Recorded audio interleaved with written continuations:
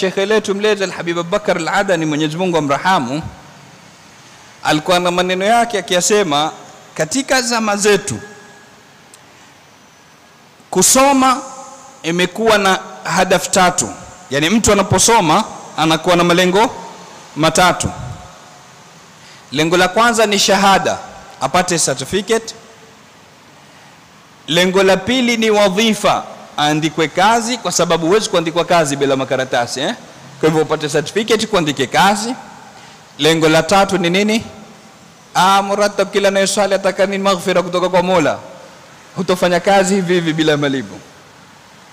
Kwa hivyo malengo ya masomo katika zama zetu ni ngapi?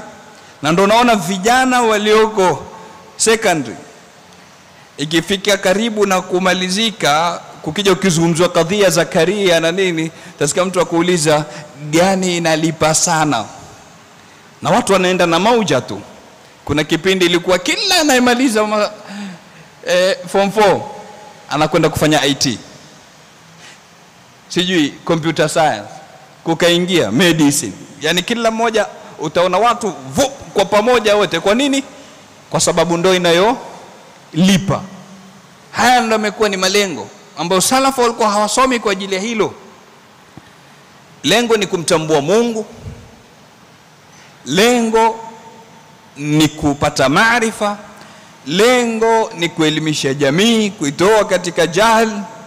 Haya ndio malengo makuu, lakini sisi tumeyageuza tukawa katika, na ndio maana la kusikitisha leo unaweza kumwambia imamu utatuswalisha alasiri, akakwambia hiyo si swala yangu bana, mimi mshahara wangu wa kuswalisha fajiri.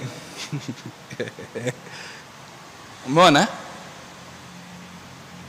Kwa sababu yeye yuko kikazi na kazi yake pale ni kuswalisha alfajiri. Sasa utakumuingiza kwenye kibla alasiri tena? Sasa hii imeshakil yani uovu ama ubaya katika jamii.